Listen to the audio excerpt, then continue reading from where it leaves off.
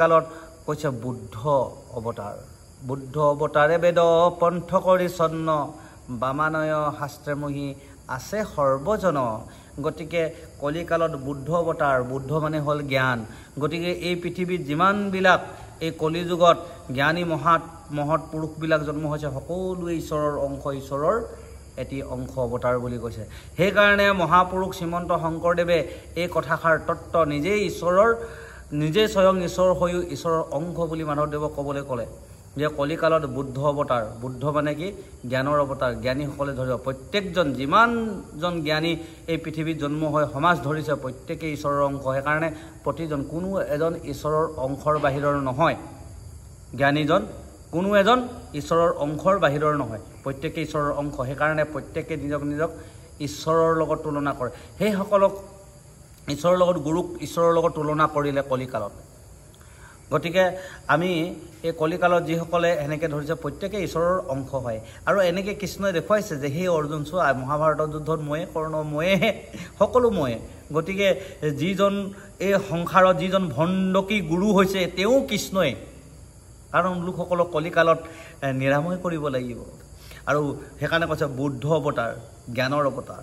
গতিকে এই সময়ত যিমানবিলাক জ্ঞানী লোক জন্ম হৈছে প্ৰত্যেকে কৃষ্ণৰ অংশ অৱতাৰ বুলি কৈছে।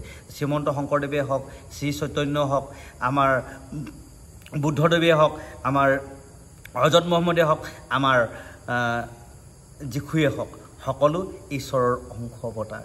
গতিকে যিমানে সেইকাৰণে চাই বাবাই হওক, যিকোনো এতিয়া মানে এই কলিকালত যিমানখিনি জন্ম হৈছে এই বুদ্ধ অৱতাৰে ধাৰণ কৰি সকলোৱে এই সমাজ ধৰি ৰাখিছে। সেইসকলকে ঈশ্বৰৰ অংশ অৱতাৰ বুলি কোৱা হৈছে, প্ৰত্যেকজনেই বুদ্ধ। আৰু এই কলি যুগ পাৰ হোৱাৰ পাছতহে কল্কি অৱতাৰ ধাৰণ হ'ব। এতিয়ালৈকে কল্কি অৱতাৰ ধাৰণ হোৱা নাই। গতিকে কল্কি অৱতাৰৰ সময় কোনখিনি, কেতিয়া হ'ব, এজন মানুহৰ মৃত্যুৰ সময়ৰ কেতিয়া আহিব, কল্কিয়ে কেনেকৈ মাৰিব,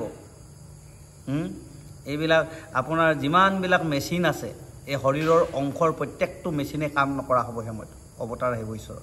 আৰু তেতিয়া সত্য মুখেদি বাস কৰিবই লাগিব। কলিৰ শেষত সত্য প্ৰৱৰ্তাইবা পাছে কৈ থৈছে। গতিকে এফালৰ পৰা এই শৰীৰৰ মেচিন, ভৰি দুখনো আমাৰ এটি অংশ, এইকেইটাও কাম নকৰা হ'ব।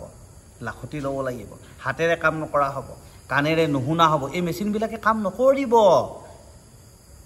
এই মুখৰূপী মেচিনে কাম নকৰিব। এতিয়া আমি স্পষ্ট কথা কৈ আছোঁ যৌৱন কালত, বৃদ্ধ কালত আমি স্পষ্ট ক'ব পাৰিম নেকি? নোৱাৰোঁ, দন্ত হেৰাই যাব। গতিকে এতিয়াই সময় থাকোঁতে আমি ঈশ্বৰৰ নাম ল'ব লাগিব। সময় থাকোঁতে, গোটোৱা গোলাপ কলি থাকোঁতে সময় হওক, এই সময়